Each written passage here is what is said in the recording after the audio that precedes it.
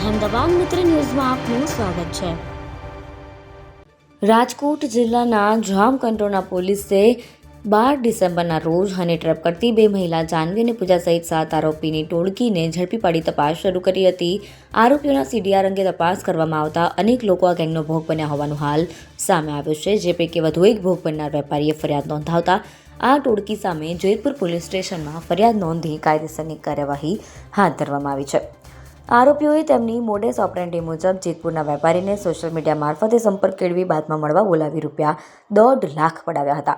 હજુ પણ સીડીઆરમાં મળેલ નંબર પરથી સંપર્ક કરી ભોગ બનનાર લોકોને ફરિયાદ નોંધાવવા પોલીસ અપીલ કરી રહી છે। આ કેસમાં કોઈ ભોગ બનનાર ફરિયાદ નોંધાવશે તો તેમની ઓળખ સંપૂર્ણ ગુપ્ત રાખવામાં આવશે તેની ખાતરી જિલ્લા પોલીસ વડા દ્વારા આપવામાં આવી છે। રાજકોટ જિલ્લા પોલીસ વડા વિજયસિંહ ગુર્જરે જણાવ્યું હતું કે 12 ડિસેમ્બરના રોજ જામકંટોરણા પોલીસ સ્ટેશનમાં હની ટ્રેપ કરતી ગેંગ સામે ફરિયાદ નોંધાઈ હતી। આરોપીઓને પકડી પાડવા માટે આ ગેંગ પાછળ 10થી વધુ પોલીસ કામે લાગી હતી। પોલીસે હની ટ્રેપ કેસમાં વિપુલ સુસરા, સૌજી ઉર્ફે સાગર ઠુંગા, વિશાલ પરમાર, વિજય જોકડિયા, પૂજા સિદ્ધપુરા, ગોપાલ સિદ્ધપુરા અને જાનવી પંચોલીની ધરપકડ કરી, જ્યારે આ કેસમાં ફરાર અન્ય આરોપીની શોધખોળ હાથ ધરી છે। ગ્રામ્ય જિલ્લામાં હની ટ્રેપનો એક ગુનો જામકંટોરણા પોલીસ સ્ટેશનમાં દાખલ થયો હતો, જેમાં 7 આરોપીઓને અમે અટક કર્યા હતા અને 2 આરોપી હજુ સુધી નાસ્તા ફરતા છે।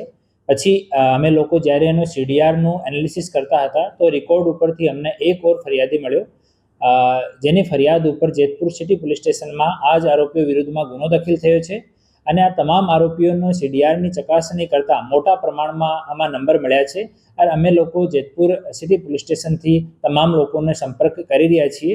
હું ફરીથી લોકોથી અપીલ કરું છું કે જે પણ લોકો આ ગેંગના ભોગ બન્યા હોય, આ હની ટ્રેપ કરવાવાળા લોકોના ભોગ બન્યા હોય તો આમાં તમારે સામે આવીને તમારે ફરિયાદ કરો આપ લોકો। હું આપને અપીલ કરું છું અને સાથે સાથે હું ખાતરી આપું છું કે આપની પ્રાઇવેસીનો, આપની સામાજિક પ્રતિષ્ઠાનો પોલીસ ધ્યાન રાખશે। આપ લોકોને ડરવાની કાંઈ જરૂર નથી। આ લોકોનો એમો જ એવો છે કે એ લોકો સૌ લોકોને ટાર્ગેટ કરે છે।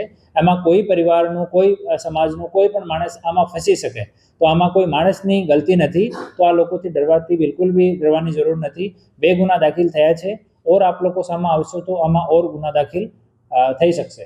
આમાં સેમ એમો છે કે એ લોકો મેસેજ કરે છે, સોશિયલ મીડિયા ઉપરથી એ લોકો કોઈ પ્રતિષ્ઠાનનો એડવર્ટાઇઝમેન્ટ કરતો હોય તો ત્યાંથી એ લોકો નંબર લે છે, પછી એ લોકો ત્યાં જઈને એક વખત રેકી કરે છે કે માણસ કેવો છે, ઉંમર કેટલી છે, પ્રતિષ્ઠાન કેવો છે। પછી એ છોકરીઓ મેસેજ કરે છે કે હાય, હાઉ આર યુ, હું આવી હતી તમારા અહીંયા દુકાન ઉપર અને મને સારો લાગ્યો, એમ કરીને વાતોમાં ફસાવે છે। પછી એ લોકો મળવા માટે બોલાવે છે કે હું અમારી ફૂઈના ઘરે જાઉં છું, હું અમારા મામાને ઘરે જાઉં છું અને આ બાજુથી હું રોડથી ગુજરું છું, તમે અમને ડ્રોપ કરી શકશો, એવી વાતો કરીને એ જો ભોગ બનનાર છે એને ટ્રેપ કરે છે।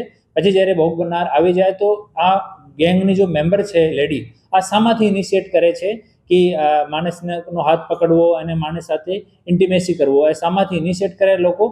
અને જ્યારે એ લોકો ઇનિશિએટ કરે એવી ત્યારે જ ગેંગના બીજા માણસો આવે છે અને ભોગ બનનાર સાથે મારકૂટ કરે છે, ભોગ બનનારને પ્રેશરમાં લાવે છે, ધમકીઓ આપે છે, FIR કરાવવાની ધમકી આપે છે, રેપના ખોટા કેસની ધમકી આપે છે અને પછી ભોગ બનનારની ઇકોનોમિક સ્ટેટસ જોઈને એ લોકો પછી બાર્ગેનિંગ કરતા હોય છે કે કેટલા રૂપિયા આથી માંગવાના છે।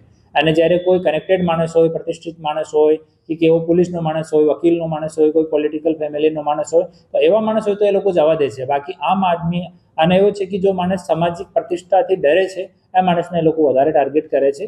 તો હું ફરીથી આમ જાહેર જનતાને અપીલ કરું છું કે આપને ડરવાની જરૂર નથી। આપની સામાજિક પ્રતિષ્ઠા ખરાબ થાય એવો કોઈ સંજોગોમાં કામ થશે નહીં। આપ લોકો આવો, અમે લોકો અહેમદાબાદ મિત્ર ન્યૂઝની યુટ્યુબ ચેનલને સબસ્ક્રાઇબ કરો અને બેલ આઇકોન જરૂરથી દબાવો, જેથી દરેક મહત્ત્વના વિડીયોની નોટિફિકેશન તમને મળતી રહે।